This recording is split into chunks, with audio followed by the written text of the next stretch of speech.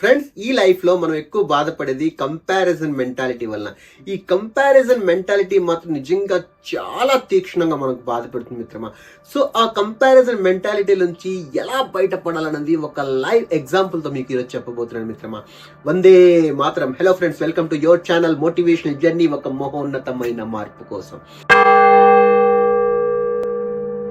ఒక 8th class student maths, physics చాలా week అన్నమాట. మిగతా సబ్జెక్ట్స్ లో పర్వాలేదు. కానీ ఆ పిల్లవాడికి ఎప్పుడు కూడాను ఈ మ్యాథ్స్, ఫిజిక్స్ ఈ 2 సబ్జెక్ట్స్ వల్ల ఎప్పుడు కూడా స్కోర్ బిలో 80% మాత్రం ఉండేదన్నమాట. దీనివల్ల ఆ పిల్లాడు ఎప్పుడు కూడా బాధపడేవాడు. ఎందుకు అనేసి అంటే ఎప్పుడు కూడా ఒక రివార్డ్ తనకు దొరకలేదన్నమాట. ఎందుకు? దానికి కారణం ఏంటి అనేసి అంటే 2 సబ్జెక్ట్స్ వల్ల ఓవరాల్ స్కోర్ తగ్గిపోయేది అనమాట. తనకి ఎప్పుడు కూడా ఒక విషయం అనిపించేది ఏంటి అంటే ఈ మ్యాథ్స్, ఫిజిక్స్ లో నేను ఎలా బాగా చేయగలను పాపం ప్రయత్నించాడు, కానీ తను చేయలేకపోయేవాడు అనమాట. అనుకోకుండా ఆ పిల్లవాడుకున్న అదృష్టం ఏంటి అనేసి అంటే అప్పటి రోజుల్లో సోషల్ యూజ్ఫుల్ ప్రొడక్టివ్ వర్క్ అని ఒక సబ్జెక్ట్ ఉండేది. ఆ సబ్జెక్ట్ సంబంధించిన ఒక టీచర్ ఆ స్కూల్ కి వచ్చారనమాట. అయితే ఆ పిల్లవాడు ఆ టీచర్ తో కాస్త క్లోజ్ గా ఉండడం వల్ల ఈ సమస్య చెప్పాడు. ఈ మ్యాథ్స్, ఫిజిక్స్ నాకు రావట్లే కనుక నేను దీన్ని ఎలా ఓవర్కమ్ చేయగలను చెప్పి అడిగితే ఆ టీచర్ ఆ పిల్లవాడికి ఒక మాట చెప్పారనమాట. నీకు మ్యాథ్స్, ఫిజిక్స్ ఇంట్రెస్ట్ ఉందా లేదా అంటే లేదు, నాకు ఇంట్రెస్ట్ లేదు అన్నాడు. సో అయితే ప్రయత్నించుకోని అన్నారు. అదేంటది, మరి నాకు స్కోర్ కావాలి కదంటే స్కోర్ సంపాదించి ఏం చేస్తాను అన్నారు. నాకు ఏం లేదు సార్, కేవలం ఒక్కసారి నేను స్టేజ్ పైకి వెళ్ళి ఒక్కసారి నేను ప్రైజ్ తీసుకోవాలంది అని చెప్పేసి అన్నాడు అనమాట.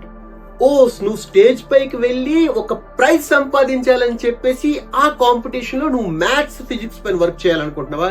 Don't do that.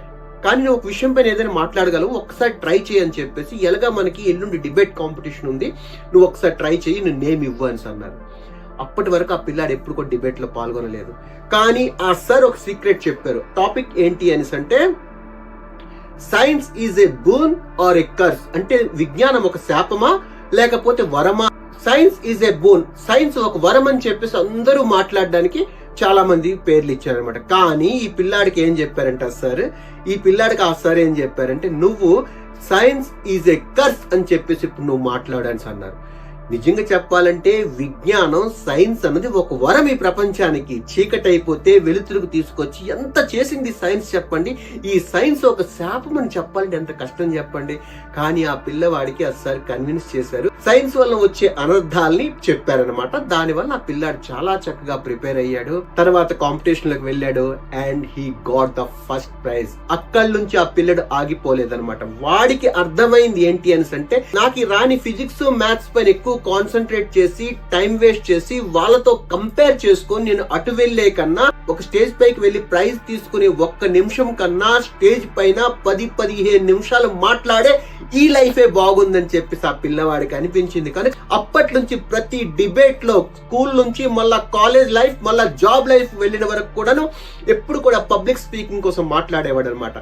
ఆ పిల్లవాడు పబ్లిక్ స్పీకింగ్ లో మాట్లాడుతూ ఏ స్థాయికి ఎదిగిపోయాడంటే ఈ రోజు ఆ పిల్లవాడు most of the international universities లో కూడాను ఇంగ్లీష్ అండ్ హిందీలో లెక్చర్స్ ఇస్తూ ఆ పిల్లవాడు తన లైఫ్ లీడ్ చేసుకుంటూ ముందుకు సాగిపోయాడు అనమాట.